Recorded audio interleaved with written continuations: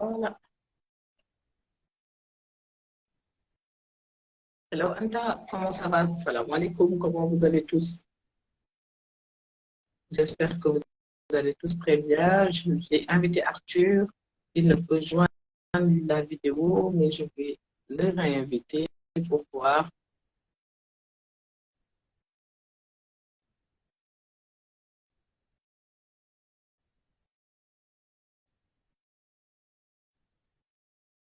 Arthur, par contre, si tu peux me faire une demande de rejoindre la vidéo, peut-être que là, je pourrais te rajouter. Anta, comment ça va?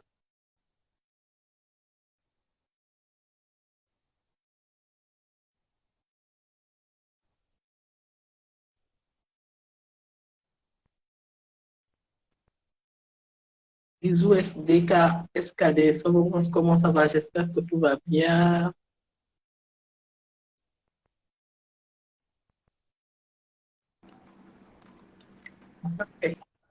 Ah, D'accord. parfait, Manu Arthur. Maintenant, tu nous rejoins.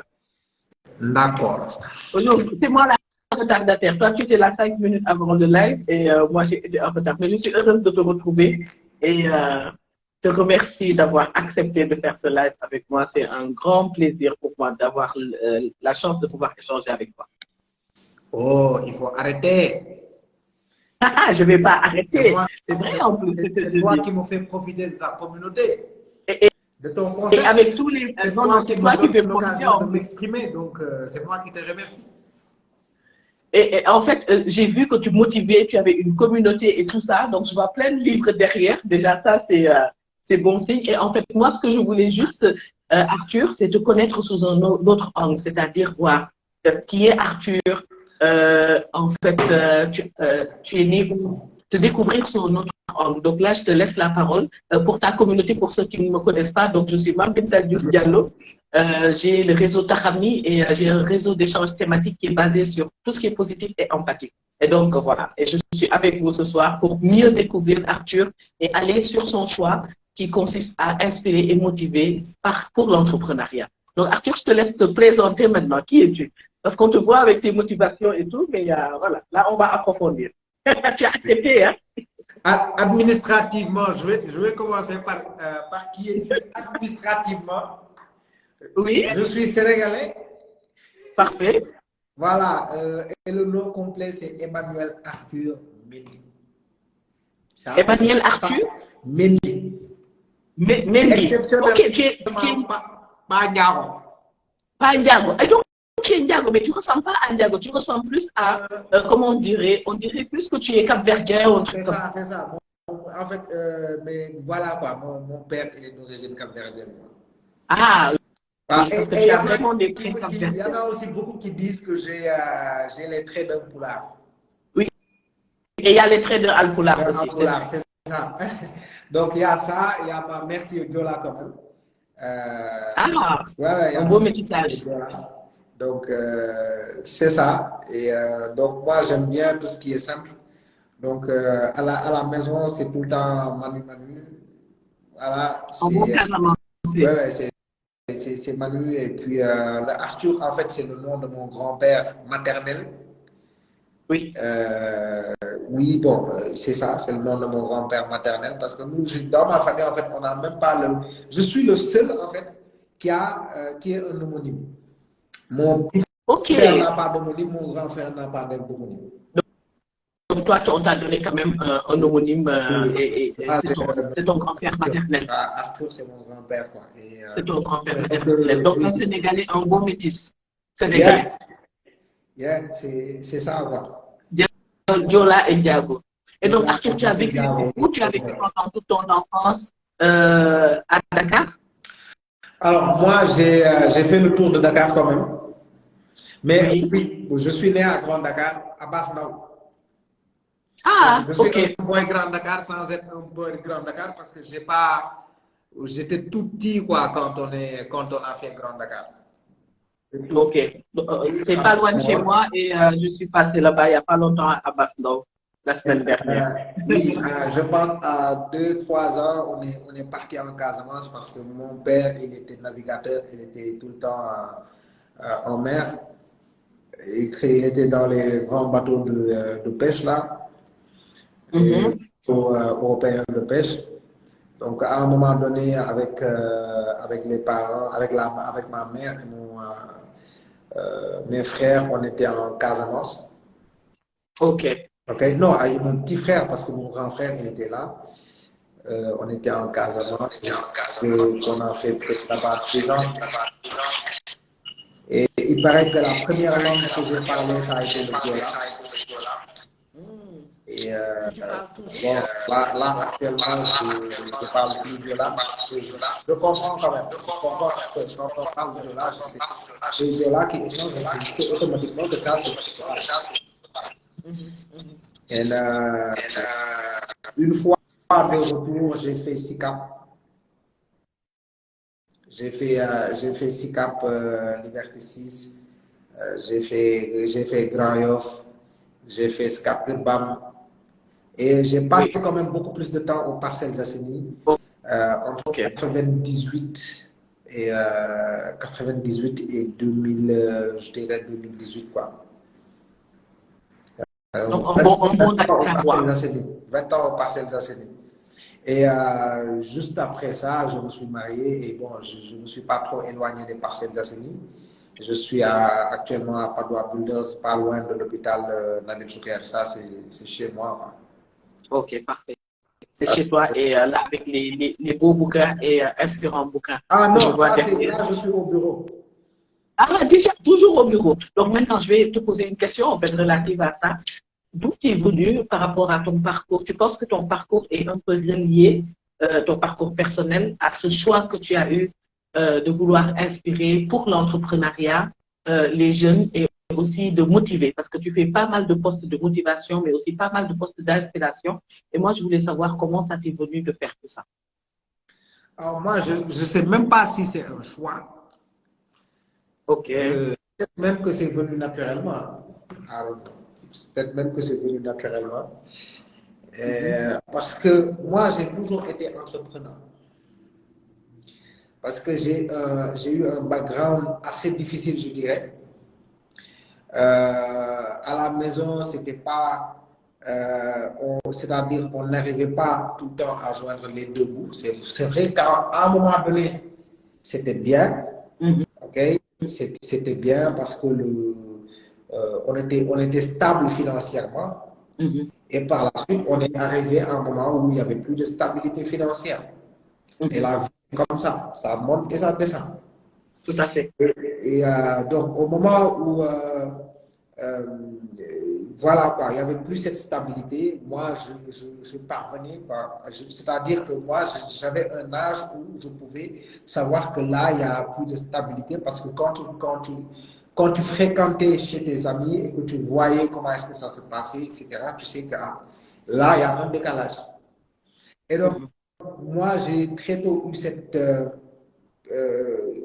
comment puis-je le dire, cette conscience que voilà, ça ne va pas. Il faudrait que j'essaie de voir comment est-ce que je peux alléger les Tout à charges fait. qu'on a. Et je le disais dans une vidéo il n'y a pas longtemps, qu'il m'arrivait quand je voulais m'acheter un ballon, je ne dérangeais pas les parents. Qu'est-ce que je faisais? Je prenais une petite partie de mon petit déjeuner que je mettais Mhm. de côté, ça pouvait être 25 francs que je mettais de côté jusqu'à.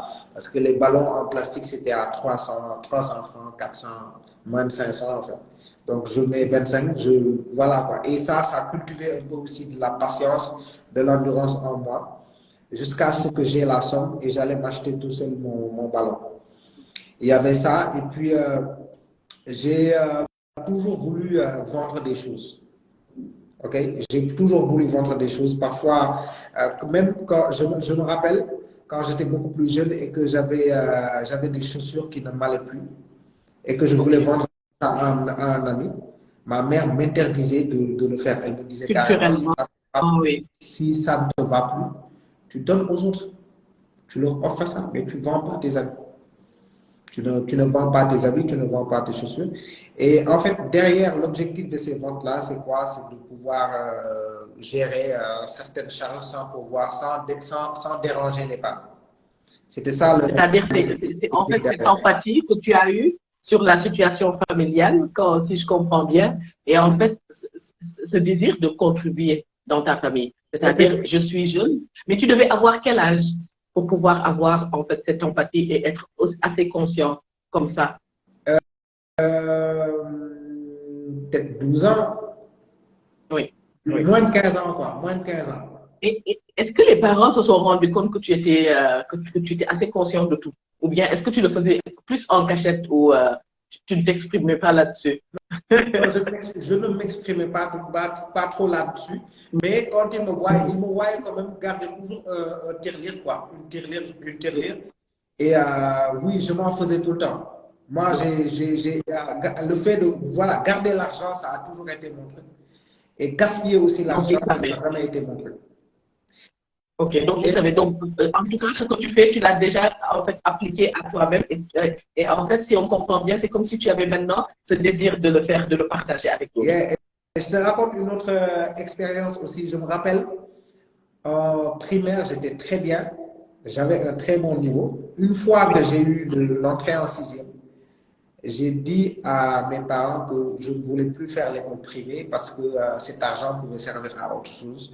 Je peux être dans le public et continuer à maintenir mon bon niveau. Et eux, ils en doutaient, c'est-à-dire, ils préféraient que je sois dans le privé parce que pour eux, voilà, c'est mieux. On a de meilleures performances quand on est dans le privé. Mais je les ai convaincus et je leur ai, oui, à me mettre dans le public pour qu'ils puissent utiliser cet argent pour eux. En fait, par rapport à mon éducation, mes parents quand même se sont toujours battus pour nous donner la meilleure éducation possible. Oui. Et en fait, c'est très inspirant ce que tu es en train de dire parce qu'en fait, aujourd'hui, on voit qu'il y a des personnes qui pensent que il faut aller vers l'école privée pour pouvoir réussir. Mais en fait, des fois, on a eu des discussions comme ça avec des amis, que l'on soit dans le privé ou dans le public, c'est une question de motivation personnelle. En fait, c'est ce qu'on remarque aussi à travers tes vidéos, à travers tout ce que tu es en train de faire pour les entrepreneurs, pour rappeler aux personnes qu'en fait, il faut des objectifs, il faut qu'ils aient une vision pour pouvoir en fait s'en sortir. Right. C'est ça. Et ça, c'est ce qui est intéressant dans tes posts, dans tes vidéos. Et moi, ce que je voulais aussi te poser comme question, c'est qu'est-ce qui te, en fait, motive? Tu le fais depuis combien de temps? Et qu'est-ce qui te motive à continuer? Alors, les contenus que je fais, quand est-ce que j'ai commencé à vraiment créer du contenu business, motivation, inspiration? Je pense que je ne pourrais dire exactement, mais je pense que c'est vers 2020. Vers 2020 ou peut-être 2018, je ne sais même plus. Je ne sais même plus. Parce qu'en fait, c'est arrivé, c'est-à-dire, ça n'a jamais été quelque chose de planifié, en fait. Ça n'a jamais été quelque chose de planifié. Il pouvait m'arriver quelque chose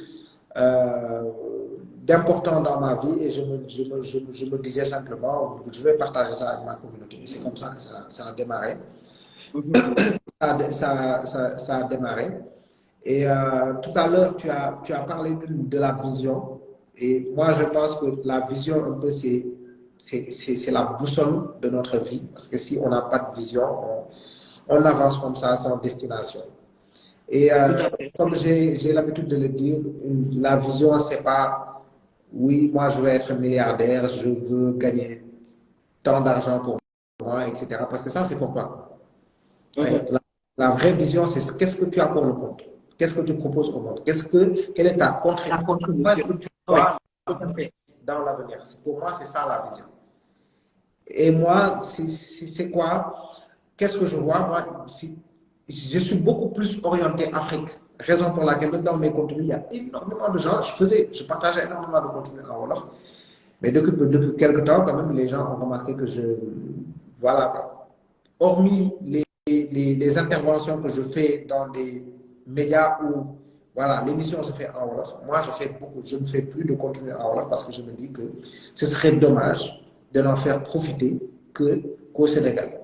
Okay? Et il y a énormément de jeunes aussi qui ne comprennent plus, de gens qui ne comprennent pas. Ils me disent, mais Manu, pourquoi est-ce que tu parles pas Wolof? Voilà, après tout, c'est pour les Sénégalais.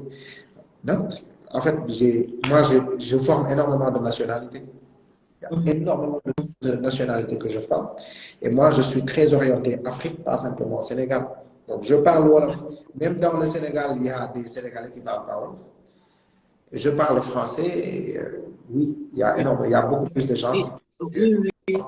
Non, mais ça se comprend. Hein, déjà dans les écoles, si tu es prof et que tu es formateur, dans les écoles maintenant au Sénégal, il y a toutes les nationalités qui se retrouvent. Et moi, j'aimerais bien comprendre aussi cette vision en fait pour l'Afrique. C'est quoi ta vision pour l'Afrique? Qu'est-ce que tu imagines? Pourquoi ces vidéos pour les Africains? Alors, moi ce que je n'ai jamais, je n'arrive tout, bon, j'ai compris, mais ce que je dirais, ce que je n'arrive pas à supporter, c'est que nous soyons assis sur une mine d'or et que nous soyons toujours pauvres. OK? Et ça, je me suis dit que, en fait, pour qu'il puisse y avoir un changement, il faut qu'il y ait une génération qui fasse quelque chose. Il y a des générations précédentes qui ont fait leur part. On peut citer les Kouma, on peut citer Sankara.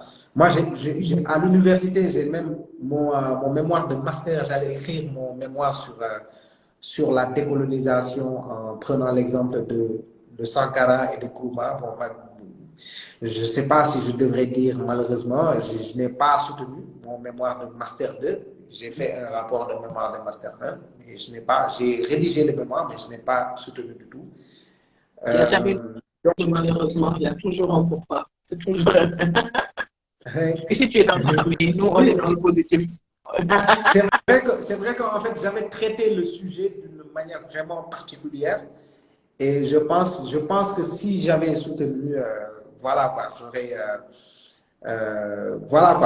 j'aurais peut-être apporté une approche différente des autres approches. Quoi. Je ne dirais pas que j'aurais eu une mention excellente, etc., parce que ce n'est pas ce qui m'intéresse, mais ce qui m'intéresse vraiment, c'est l'approche différente que je voulais apporter. Donc, je disais, j'ai toujours eu cette approche panafricaniste, parce que pour moi, on est tous frères.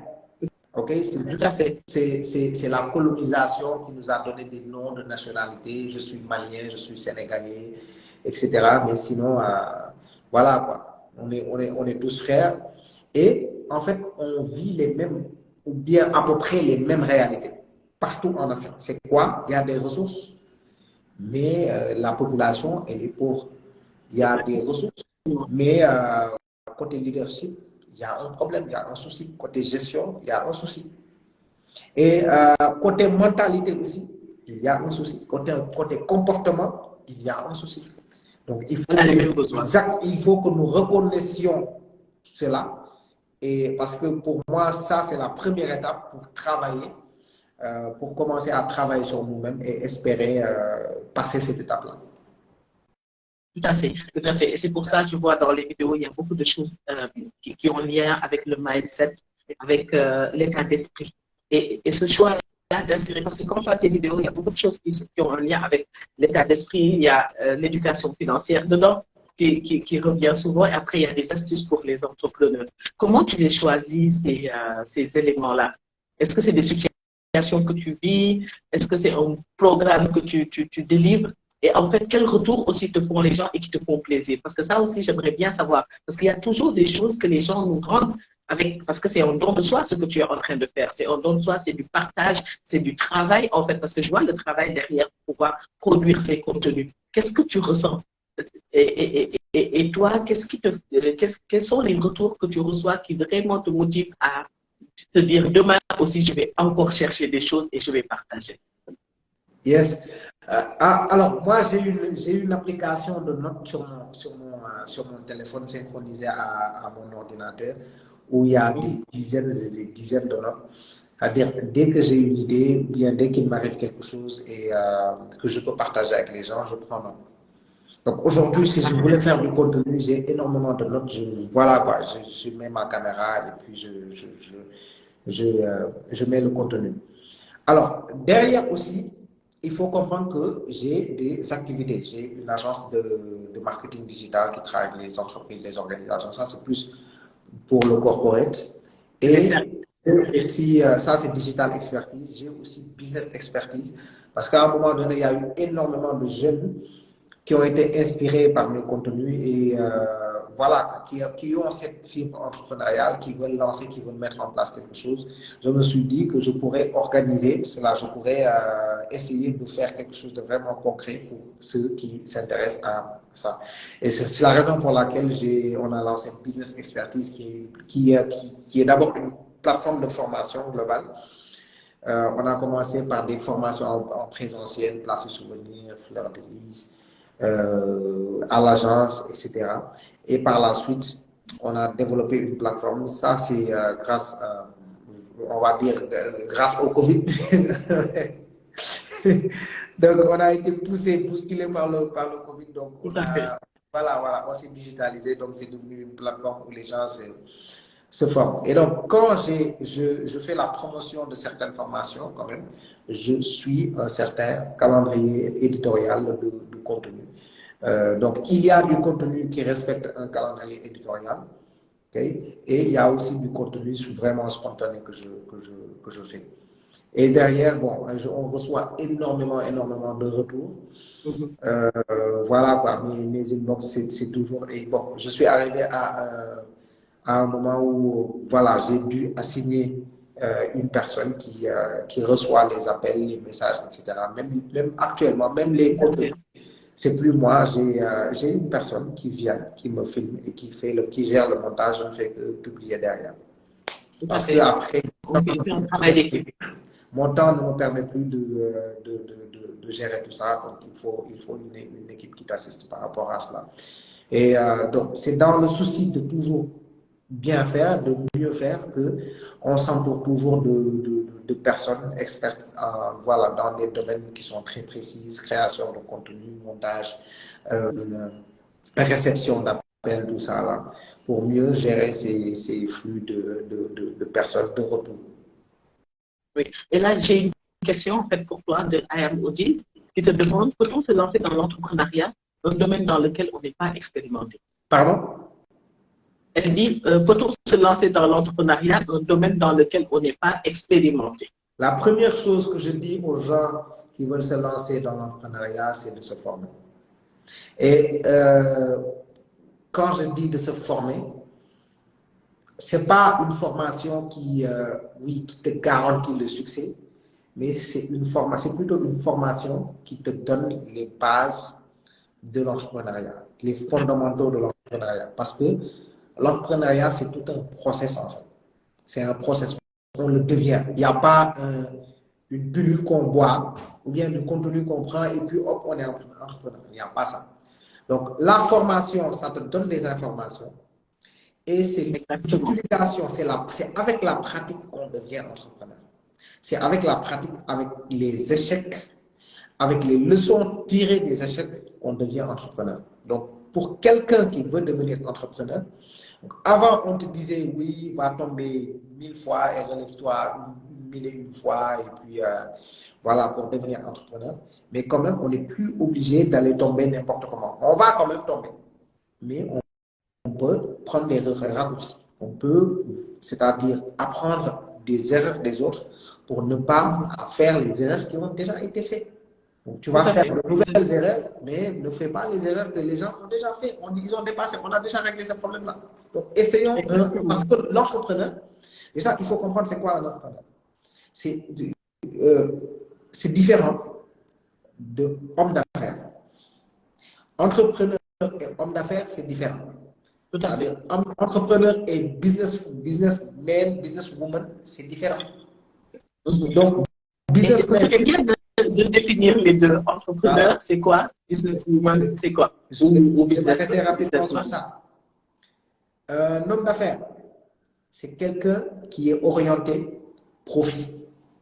Moi, je mène une activité pour le profit. Point. Je vais acheter des arachides en gros, le kilo à 200.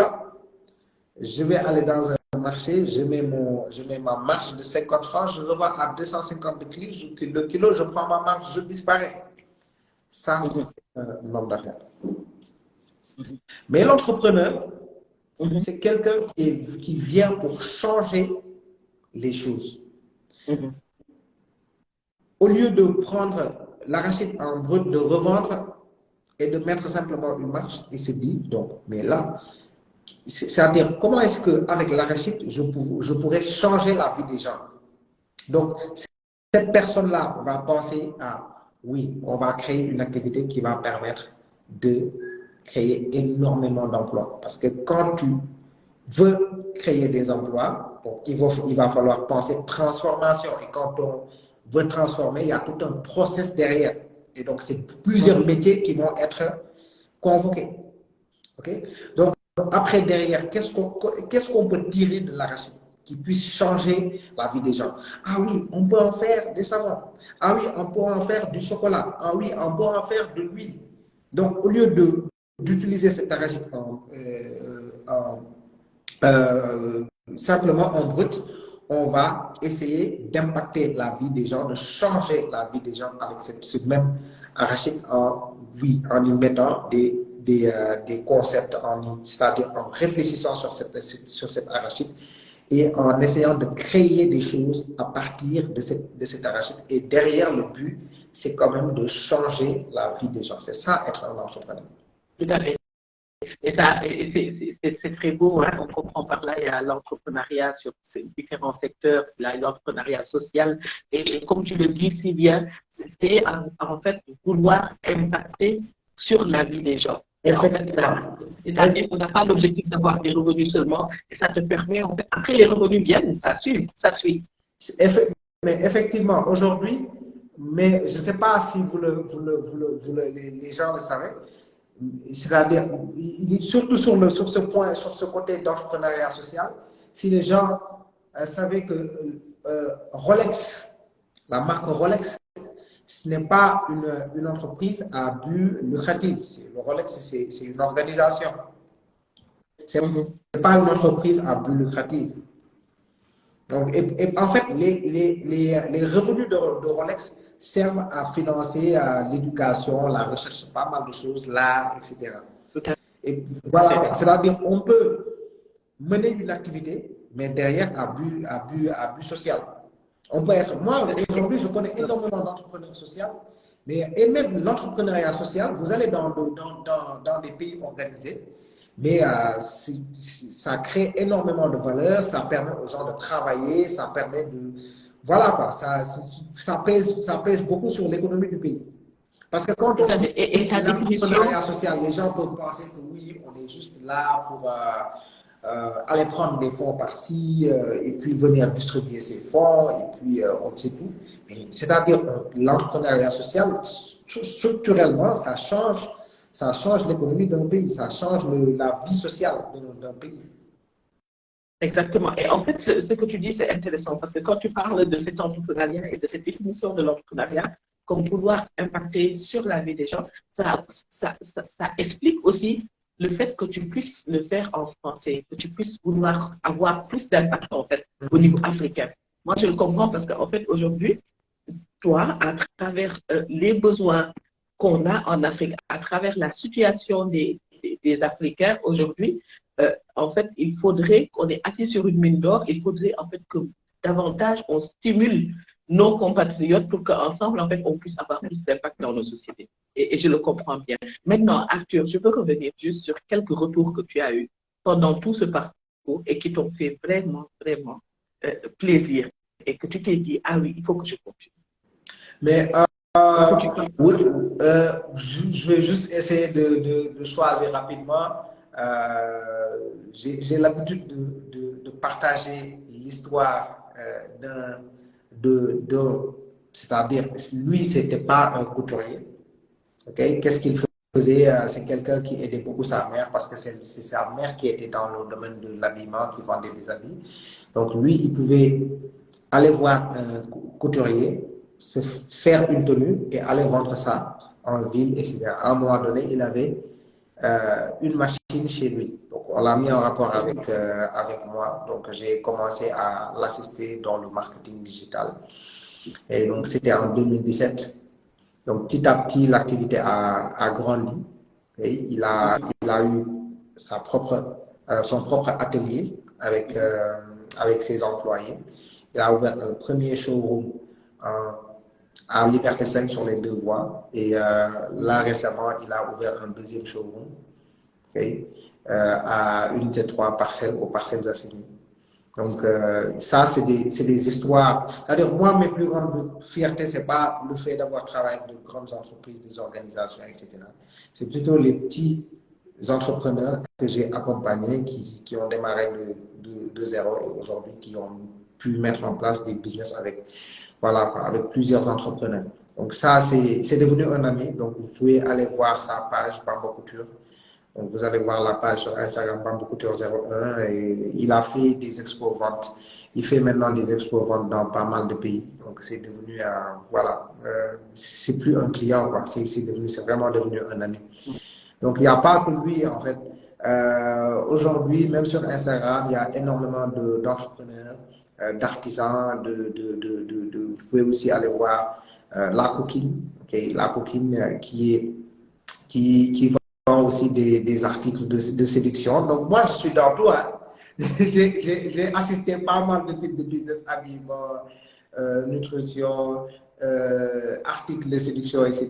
La Coquine, en fait, on a travaillé on touche à tout. Hein? Ah oui, oui, on a touché à tout. Parce que bon, après, l'entrepreneuriat, elle est jeune, elle est très ambitieuse, très créative aussi. Donc, elle a suivi de nos programmes et puis elle a été très constante. Moi, ce que j'ai aimé dans son histoire, c'est sa constance. La et je lui dis constance. tout le temps, donc, regarde, ne sois pas pressé du tout. Ne sois pas pressé du tout. Et un bon jour, son compte a explosé. C'est passé de 1000 à là, elle a 10 000. Donc, voilà, vraiment, je ne sais pas. Parce que notre programme, c'était quand? C'était août.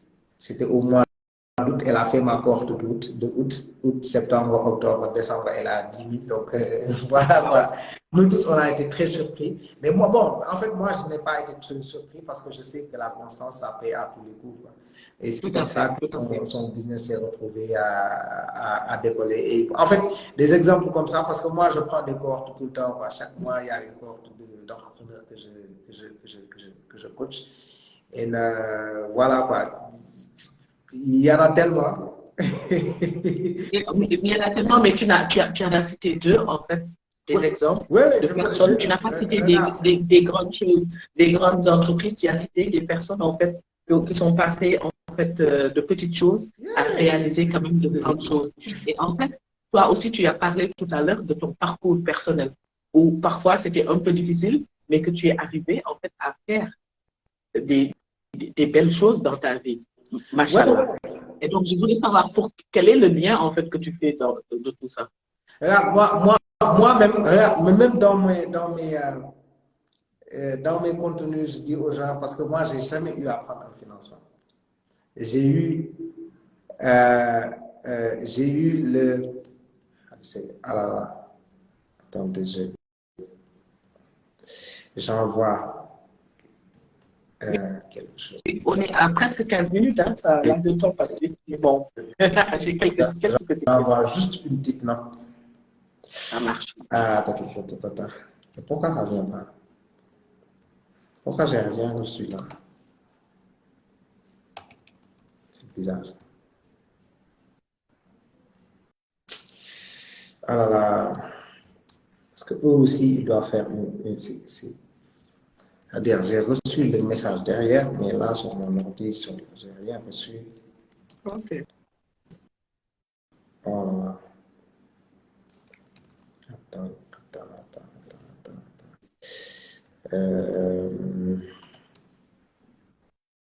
Juste quelques secondes.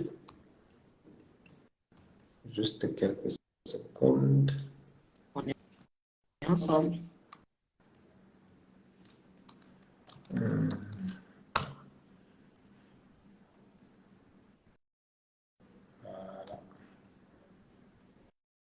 Voilà. Donc, de quoi est-ce qu'on parlait tout à l'heure?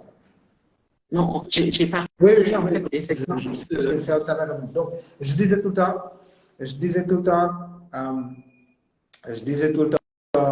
dis tout le temps sur mes contenus que moi, j'ai jamais eu à prendre un financement. J'ai été tenté. Et j'aurais voulu à un moment donné avoir un financement, etc. Après, je me suis rendu compte que finalement, c'est mieux sans financement, en fait. Parce que je n'avais pas compris que un business, en fait, c'est comme un bébé. Et quand tu as un bébé et que tu veux coûte que coûte faire marcher le bébé, ok, à sa naissance, mais tu finis par le blesser. Et le bébé, ça ne marche pas comme ça. Le bébé ne prend que du lait de sa maman, le lait de sa maman. À un moment donné, il commence à prendre de l'eau et on lui apprend à s'asseoir, etc. Et c'est ainsi de suite. Et le business, c'est pareil. Et quand tu commences avec les moyens du bord, là, tu es en train de faire connaissance avec ton bébé et puis tu es en train de grandir avec ton bébé. Tout à fait. Et une fois que tu sais que cette personne est assez mature pour pouvoir se déplacer elle-même, là, tu peux le laisser, là, tu peux le booster, là, tu peux lui injecter des choses pour lui permettre d'accélérer, d'aller beaucoup plus rapidement. Et c'est ça, en fait. Je parle tout le temps de la DER au début, quand ils finançaient n'importe comment les gens, et je me suis dit automatiquement que ça, c'est une chose qui n'allait pas, ça n'allait pas aboutir. Pourquoi? Parce qu'une personne qui n'est pas capable, qui n'a jamais créé 10 000 francs, tu lui donnes 100 000 francs, et tu es en train de gaspiller Ah ton oui. argent. Il n'a pas vécu tout le processus de maturation. Donc, il faut que la personne puisse te prouver que le business là dont je te parle, ça a déjà apporté ces résultats-là. Donc, moi, j'ai plus besoin d'accélération. Donc, on ne finance pas. C'est-à-dire, on ne va pas chercher un financement pour débuter un business. Non, on débute un business avec les moyens du bord. Le financement va venir accélérer le C'est business. le besoin qui va être financé, en fait, au fur et à mesure pour pouvoir grandir. Et même quand tu es bien organisé financièrement, tu n'auras même pas, et que tu es patient, tu n'auras pas besoin de financement. Moi, j'ai commencé dans ma chambre avec un ordinateur. Oui. Point final. Et ça aussi, j'aimerais, avant de poser la question de Odile, j'aimerais que tu reviennes sur ça, la patience. Comment cultiver cette patience? Surtout pour les jeunes, en fait, entrepreneurs qui nous regardent, ou bien les jeunes même qui commencent. Et c'est même bien pour les moins jeunes, hein. Pour toi, c'est quoi cette patience-là de laisser les choses venir et ne pas confondre patience et inactivité, en fait. Yeah, c'est clair. Parce que moi, ma patience, elle a un rapport avec mon côté spirituel, en fait. Parce que je me dis que le but dans la vie, ce n'est pas de s'enrichir rapidement, mais c'est plutôt un des buts dans la vie, c'est plutôt de vivre des expériences qui te permettent d'être la meilleure version de toi-même. Et ça, c'est à travers les expériences. Si tu ne parviens pas à vivre ces expériences et que tout est accéléré, mais regardez, c'est comme si tu regardes un film que tu aimes bien, une série que tu aimes bien. On accélère la vitesse de la série à x10. Qu'est-ce que tu retiens de la série? Tu retiens rien du tout. Et puis, même l'amour que tu avais pour cette série, pour ce film, tu ne l'auras plus. Et Tout à voilà. fait. Et donc, dans le domaine de la religion, voilà, que ce soit dans l'islam, que ce soit dans le christianisme, parce que j'ai connu les deux, je connais les deux, on parle tout le temps de patience. Dieu est toujours avec les patients. Tout à fait. Et voilà. Et quand on est patient, c'est-à-dire on profite du bon résultat. Quand je dis le bon résultat, on peut profiter d'un résultat. Il y a un résultat, c'est-à-dire qu'on peut savourer pendant un laps de temps, et il y a un résultat qu'on peut savourer pendant un temps qui est beaucoup plus long. Durable. Voilà, j'ai mon manguier, je ne suis pas patient, je peux manger une mangue verte, je peux manger une mangue verte. Si je suis beaucoup plus patient, je peux profiter d'une mangue très sucrée, voilà, très bon, très bon. Juteuse qu'on peut même commercialiser. commercialiser, et voilà, quoi, pas mal de choses. Tout à Donc fait. c'est ça, la patience, c'est-à-dire quand on est patient, c'est-à-dire dans la vie, il faut aussi comprendre, parce que, c'est-à-dire quand l'ascension est rapide, c'est-à-dire qu'il y a des obstacles, on peut ne pas faire attention à ces obstacles. Et quand on se cogne avec une certaine vitesse, imaginez-vous, c'est-à-dire la personne qui fait 2 km à l'heure et l'autre qui fait 80 km à l'heure et qui se cogne, ce n'est pas la même chose. Tout à fait. Tout à fait. Voilà, c'est pas la même chose. Et la Quand vous tombez, patience la permet personne de qui fait vivre 80 les km expériences, à en l'heure, fait. 100 km à l'heure, peut ne plus se relever. Mais la personne Tout à qui fait. s'est cognée à 2 à l'heure a la possibilité d'éviter son obstacle. Même si cette personne se cogne, elle a la possibilité de se relever et puis de continuer son Oui. chemin tranquillement parce que, voilà, c'est, voilà quoi, Patience et quoi. sécurité. Regarde, j'ai travaillé une fois dans un centre d'appel. Et dans ce Oui. centre d'appel-là, à un moment donné, on faisait voilà quoi, les top vendeurs, c'est-à-dire, on pouvait faire de grosses ventes, quoi. Et il y avait un qui était dans l'équipe vente. Lui, même en haute saison, il fait 1, 2 ventes. En haute saison, nous, on pouvait faire, voilà, 20 ventes, 40 points, 50 points. Lui, il fait 1,2. Et donc, dans ce centre d'appel, comment est-ce que ça a marché? Quand tu restes une journée sans vendre, tu es remercié. Voilà, tu n'as Ah. pas le droit de faire une journée sans vendre. Et quand la basse saison est arrivée, là où voilà, les ventes baissaient drastiquement, beaucoup de top vendeurs pouvaient rester 2, 3 jours sans vendre, c'est-à-dire des gens qui faisaient 40 points, 30 points par jour. Ils ne vendent plus, on les libère. Et lui, il continuait à faire ses 1 point par 2, par 1 point, 2 points. Et, on est même arrivé à l'appeler Ben Niar. Quand on lui demandait, mais mon cher, fan la affaire toll, Ben Niar rek. C'est Alors, d'accord. Il avait bien de dans tous les cas. Ben Niar. Lui, dans tous les cas, chaque jour, il assure son Ben Niar, son Ben ou son Niar, 1 ou 2. Tout à fait. Et c'est-à-dire qu'il a su rester constant. Et donc, comme je disais, dans ce centre d'appel-là, bon, c'est un centre d'appel qui n'a pas, c'est un centre d'appel canadien, ça n'a pas duré, ils ont juste fait 1 saison ici. Et donc, quand tu ne vendais pas, on te libérait. À un moment donné, on a libéré tout le monde, il restait 5 personnes. Donc, il y avait moi et lui et 3 autres personnes. Et donc, ce que j'ai retenu, ça a été une grosse leçon pour moi, c'est que c'est mieux de faire 1, 2 et d'être constant sur les 1, 2 que de faire aujourd'hui 40, 50, demain tu fais 0. C'est ça. Et on le recommande dans le sport, dans toute activité, en fait, où on a besoin de constance pour à la fin avoir des résultats. Oui. Et Arthur, il y a Odile qui pose une dernière question qui dit quelle est la différence entre vision, mission et objectif? Alors pour moi, la vision, c'est ce que tu as pour le monde. Ce n'est pas pour toi. OK? Alors, la mission, c'est ce qui va te permettre de réaliser cette vision-là. Donc, dans la vie, c'est-à-dire, oui, c'est-à-dire, la mission va être en rapport avec toi, ton objectif. Donc, bon, je dis, toi, ton activité. La mission, c'est-à-dire, tu peux, je donne un exemple. La vision de Elon Musk, tu connais Elon Musk? Elon Musk peut avoir comme vision, moi, je veux sauver le monde. Ça, c'est ce qu'il a pour le monde. Ça, c'est ce qu'il a pour les gens. Comment est-ce qu'il va sauver le monde? C'est à travers sa mission, son métier.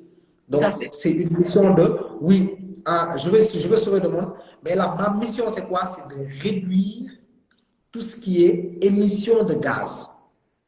Oui. Donc, c'est une mission pour lui. Je réduis les émissions de gaz, je réduis les émissions de gaz en produisant des véhicules électriques. Mission. Donc, la mission est en rapport, doit être en rapport avec toi, ton activité, ton métier, ce que tu sais faire. Et donc, tu as des objectifs et les objectifs doivent être smart. Donc, il veut réduire les émissions de gaz à effet de serre à travers la production de véhicules électriques, ok? Mais s'il veut produire des véhicules électriques, il ne dit pas oui, je veux juste produire des véhicules. C'est-à-dire, il faut que tu aies des objectifs. Et ces objectifs doivent être smart. C'est-à-dire, et ces objectifs vont pouvoir te permettre d'avoir des KPI, des indicateurs de performance. C'est les objectifs qui vont te permettre d'avoir des indicateurs de performance. Parce que sans objectif, c'est-à-dire à la fin de l'année, à la fin du mois, à la fin de la semaine, c'est-à-dire comment est-ce que tu peux évaluer ton travail. Donc, les objectifs, ça, c'est les éléments que tu poses qui te permettent d'évaluer ton travail selon un temps bien déterminé. Et ces objectifs doivent être spécifiques, mesurables, atteignables, réalisables et limités dans le temps. Quand je dis atteignable et réalisable aussi, il y a une différence parce que c'est deux mots qui sont à peu près. Okay? Donc, quand je dis atteignable, ça veut dire c'est possible d'atteindre ça. C'est réalisable, c'est-à-dire c'est possible avec les moyens que tu as. De pouvoir le réaliser. Et ça, c'est important. Ça, c'est très important. Parce que ça fait qu'on ne se décourage pas. Oui. Quand tu dis, par exemple, je suis à Dakar, je veux aller en Casamance en 40 minutes. Je veux aller en Casamance en 40 minutes, à Ziguinchor à 40 minutes. C'est atteignable. Mais je n'ai qu'un véhicule. Ce n'est pas réalisable. Tout à fait. J'ai un avion, c'est réalisable avec l'avion. J'ai un véhicule ou bien j'ai un bateau. Ce n'est pas réalisable. Ouais. Donc, pour avoir réalisé sa vision, en fait, connaître ses missions, ses prérogatives, ce qu'on peut faire et puis bien mesurer ses objectifs. En tout cas, c'est très clair. Et ça me permet de faire la transition vers la fin. Arthur, c'était très riche comme échange et on a découvert pas mal de choses. Et la transition vers la fin, c'est aussi l'évaluation en fait de ce parcours du jeune garçon qui a voulu ne pas fatiguer ses parents, comme il le disait, ou ne pas que les parents soient préoccupés, qui s'est mis dans l'entrepreneuriat déjà très jeune, et qu'aujourd'hui, en fait, nous, on est fiers de toi, nous Sénégalais, et on te voit, on voit le travail que tu fais, le partage que tu es en train de faire sur les réseaux pour en faire profiter à davantage de personnes cette mission. Si aujourd'hui, tu devais, entre guillemets, je dis bien entre guillemets parce que j'aime pas le mot évaluation, mais si tu devais, entre guillemets, évaluer ce parcours, qu'est-ce que tu dirais et qu'est-ce qui te rend fier?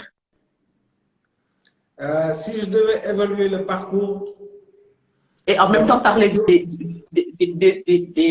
des perspectives pour le futur, pour conclure. Je me donnerais un 0,5 sur 10. Oui, et pourquoi? C'est intéressant ça. Parce que j'ai encore rien fait du tout. Oui. Il y a des objectifs je pense avoir le potentiel, la possibilité de faire beaucoup plus pour les autres, mais je n'ai encore rien fait. C'est vrai que je reçois énormément de retours de personnes qui me... Chaque jour, je reçois soit des appels, des messages, etc., de gens qui me disent vraiment, grâce à ton message, j'ai pu tester ça et puis j'ai eu des résultats. J'ai fait ça, j'ai eu des résultats. J'ai lancé ce business-là, aujourd'hui je gagne. Je reçois ce genre de messages-là, de personnes qui me disent j'ai lancé ce business-là, je gagnais tant, aujourd'hui je suis à tant par jour, tant par mois, etc.